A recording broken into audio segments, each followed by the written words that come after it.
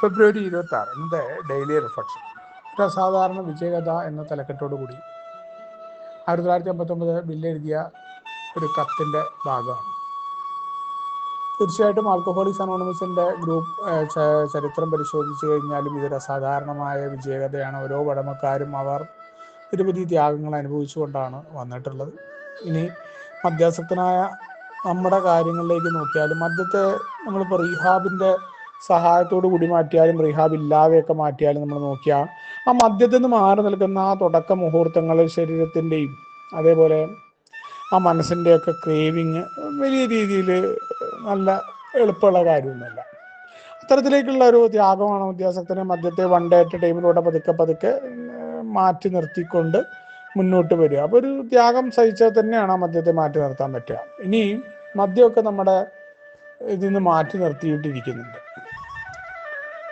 ബാക്കി ജീവിതത്തിലേക്ക് നമ്മൾ മുന്നോട്ട് പോകുമ്പോൾ നമുക്ക് കാര്യങ്ങളൊക്കെ മനസ്സിലായി അല്ലെങ്കിൽ ആ രീതിയിലൊക്കെ പ്രവർത്തിക്കണമെന്ന് ആഗ്രഹിക്കുമ്പോഴും നമ്മുടെ സ്വാഭാവിക ആഗ്രഹങ്ങളുടെ നേർവിപരീതത്തിലേക്ക് പോവുക എന്നുള്ളത് എളുപ്പമുള്ള കാര്യമാണ്. എന്നെ സംബന്ധിച്ചോളം അത് എളുപ്പമുള്ള കാര്യമായിരുന്നില്ല എന്നുള്ളതാണ്.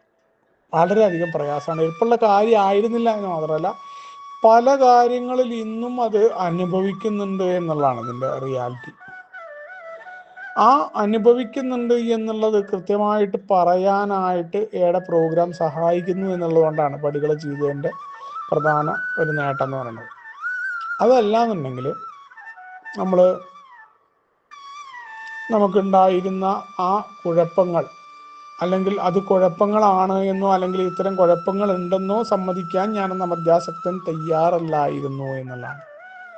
ഇവിടെ നമ്മുടെ ജീവിതത്തിൽ ഓരോ കുറവുകളും കുഴപ്പങ്ങളും ഉണ്ടാകുമ്പോൾ ആ കുറവുകളെയും അതേപോലെ നമുക്കുണ്ടാവുന്ന കുഴപ്പങ്ങളെയും പരിവർത്തനത്തിനായിട്ട് നമുക്ക് ഉപയോഗിക്കാനായി സാധിക്കുമെന്ന് ഓർമ്മപ്പെടുത്തുന്ന ഒരു പ്രോഗ്രാമാണ് നമ്മുടെ പ്രോഗ്രാമിൻ്റെ അടിസ്ഥാന തത്വം തന്നെ നിൽക്കുന്നത് അവിടെയാണ്. അവിടെ എന്താണ്? ഞാൻ ആ പരാജയം സമ്മതിക്കാനുള്ള തയ്യാറെടുപ്പ് ഉണ്ടാവണം. ആ പരാജയം സമ്മതിക്കുന്നതിൻ്റെ ഒരു കയ്പുനീര് അല്ലെങ്കിൽ ആ ഒരു സഹനം തീർച്ചയായിട്ടും ഉണ്ടാവും. കാരണം ഒരു മനുഷ്യനെ സംബന്ധിച്ചിടത്തോളം പരാജയം സമ്മതിക്കുക എന്നുള്ളത് എളുപ്പമല്ലല്ലോ. ആ ജന്മവാസനകളും അതിനെതിരെ പ്രതികരിക്കുന്ന പറഞ്ഞിട്ടല്ലോ. അപ്പോൾ അത്തരം പ്രതികരണങ്ങളൊക്കെ ഉണ്ടാവും. സ്വാഭാവികമായിട്ട് എനിക്ക് ഇന്നത് ചെയ്യണം എന്നുള്ള ആഗ്രഹം ഉണ്ടായിരിക്കും.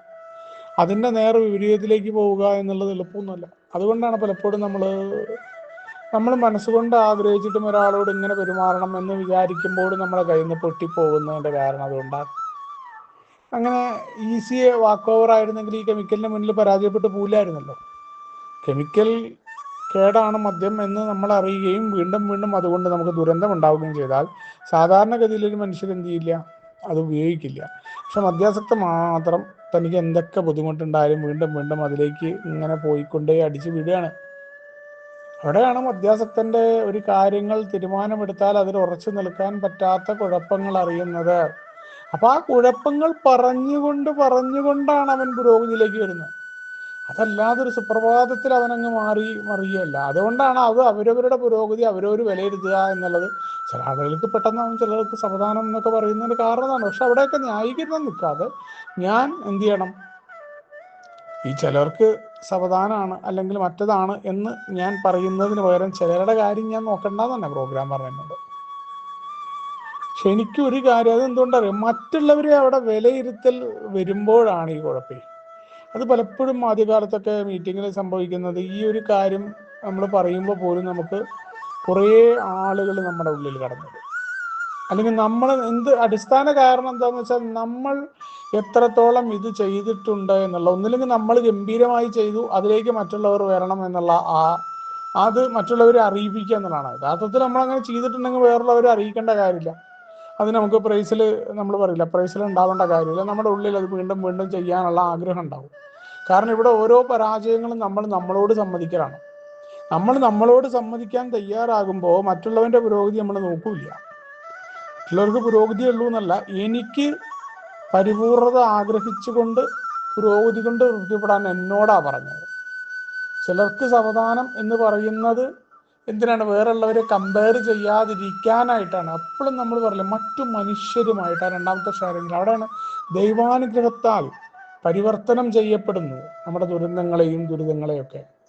അപ്പോൾ ദൈവത്തിൻ്റെ അനുഗ്രഹം എന്ന് പറയുന്നത് വളരെ കൃത്യമായിട്ട് ഭൗതികമായ പുരോഗതിയായിട്ട് കൂടിയല്ല, മറിച്ച് നമ്മുടെ ജീവിതത്തിലുണ്ടാവുന്ന അവസ്ഥകളെ, പരാജയങ്ങളെ, മറ്റ് നമുക്കുണ്ടായിട്ടുള്ള കുഴപ്പങ്ങളെ, ഇതിനെല്ലാം മാറ്റാൻ അവിടെ കൃത്യമായൊരു എളിമ നമുക്ക് ഉണ്ടായാലേ ഇതൊക്കെ നമുക്ക് സാധ്യമാവുള്ളൂ. വളരെ കൃത്യമായിട്ടാണ് ആ എളിമയിലേക്ക് നമ്മൾ കടന്നു വരാൻ വേണ്ടിയിട്ടുള്ള ഒന്ന്. അവിടെ നമ്മൾ വേറെ ആളുകളുമായിട്ട് നമ്മളെ കമ്പയർ ചെയ്തില്ല എന്നുള്ളതുകൊണ്ടാണ്. അയാൾക്ക് ആയിട്ടില്ലെങ്കിലാണ് മറ്റേ ആ പരിഗണന അവിടെ വരുന്നത്. ചിലർക്ക് സാവധാനം അയാൾക്ക് വന്നോളും. നമ്മൾ നോക്കിയിട്ട് അയാളെ അതിലേക്ക് വരുത്തേണ്ട കാര്യമൊന്നുമില്ല. നമ്മൾ നമ്മുടെ പുരോഗതി നോക്കുക. നമ്മൾ വീണ്ടും അതുണ്ടെങ്കിൽ അവിടെ പറയാതിരിക്കുക. അപ്പോൾ അവിടെ പ്രോഗ്രാം മറ്റു മനുഷ്യരെ, അതുകൊണ്ടാണ് ആ അംഗത്തിൻ്റെ തൊട്ടടിയിലെ ഷെയറിങ് നോക്കിക്കഴിഞ്ഞാൽ ഡെയിലി റിഫ്ലക്ഷനിൽ കാണാം. മറ്റു മനുഷ്യരുമായിട്ട് പ്രോഗ്രാം മുഴുവൻ നിൽക്കുന്ന മറ്റു മനുഷ്യരെ പരിഗണിക്കുക, അവരെ മനസ്സിലാക്കാനുള്ള തയ്യാറെടുപ്പ് ഉണ്ടാവുക എന്നുള്ളതാണ്. അവിടെ ഒരു തരത്തിലും നമ്മുടെ മീറ്റിങ്ങിൻ്റെ ഉള്ളിൽ ഏക്കാരുടെ ഇടയിൽ ഞാനത് പരിശീലിച്ച് വന്നു കഴിഞ്ഞാൽ എനിക്ക് എൻ്റെ കുടുംബത്തിലായിക്കോട്ടെ മറ്റുള്ള സ്ഥലങ്ങളിലായിക്കോട്ടെ അങ്ങനെ പറ്റുള്ളൂ. എന്നെക്കൊണ്ട് മറ്റുള്ളവർക്കുണ്ടാകേണ്ട പ്രയോജനക്ഷമതയുടെ അടിസ്ഥാനം തന്നെ എൻ്റെ പരാജയവും എൻ്റെ ദുർബലതയും ഞാൻ മനസ്സിലാക്കുകയും അത് മറ്റുള്ളവർക്ക് കുഴപ്പമുണ്ടാകാതിരിക്കാൻ ഞാൻ എന്നെ എങ്ങനെ ഒരുക്കിയെടുക്കുന്നു എന്നുള്ളതാണ്. അവിടെയാണ് ആ സാധാരണമായൊരു വിജയകഥയാണ്. എന്തിനാണ്? എൻ്റെ കുഴപ്പങ്ങളും ദുർബലതകളും അറിഞ്ഞുകൊണ്ട് ഞാനതിനെ പരിവർത്തനം ചെയ്തുകൊണ്ട് ശക്തിയാക്കി മാറ്റുന്ന ആ സാധാരണ വിജയകഥ. അതെനിക്ക് പ്രാവർത്തികമായിട്ട് എനിക്ക് ഈ വിജയത്തിലേക്ക് വരണം. വിജയം എന്നൊക്കെ പറഞ്ഞത് തീർച്ചയായിട്ടും അപേക്ഷികമാണെന്ന് പറയുമ്പോഴും അത് എൻ്റെയാണ്. ഞാൻ വേറെ കമ്പയർ ചെയ്യുമ്പോഴാണ് ഈ വിജയിച്ച ആൾക്കാർ എന്നൊക്കെയുള്ള പറഞ്ഞിട്ടൊക്കെ നോക്കേണ്ട കാര്യമില്ല. എനിക്ക് വിജയത്തിലേക്ക് നിൽക്കണം. ഞാൻ കരുതുന്ന വിജയം എന്താണ്, അതാണ് എൻ്റെ മാനദണ്ഡം. വേറെ ആരുടെയും മാനദണ്ഡമല്ല. അത് വേറൊരാൾ വിധിക്കേണ്ടതല്ല. വിജയിച്ച് നിന്നു മറ്റൊരു ഇതൊക്കെ എന്തിനാ പറയണത്?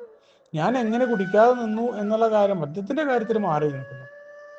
മറ്റു കാര്യങ്ങളുടെ പുരോഗതി ഞാൻ തന്നെയാണ് എൻ്റെ വിലയിരുത്തേണ്ടത്. അപ്പോൾ എൻ്റെ വിജയത്തിലേക്ക് എനിക്ക് ഏത് കാര്യത്തിലാണോ വിജയം വേണ്ടത്, ഞാൻ കരുതുന്ന വിജയം എന്താണോ അതാണ് മാനദണ്ഡം. വേറുള്ളവർ പറഞ്ഞതല്ല, എൻ്റെ മാനദണ്ഡമാണ്. അത് വരണമെന്നുണ്ടെങ്കിൽ എൻ്റെ കുഴപ്പവും എൻ്റെ ദുർബലത കാരണം അതിനെ മറികടക്കാൻ ദൈവത്തിനെ ഉപയോഗപ്പെടുത്തുന്നുണ്ടോ, വലിയ ശക്തി ഉപയോഗപ്പെടുത്തുന്നുണ്ടോ, അതൊക്കെ വിജയം തന്നെയാണ്.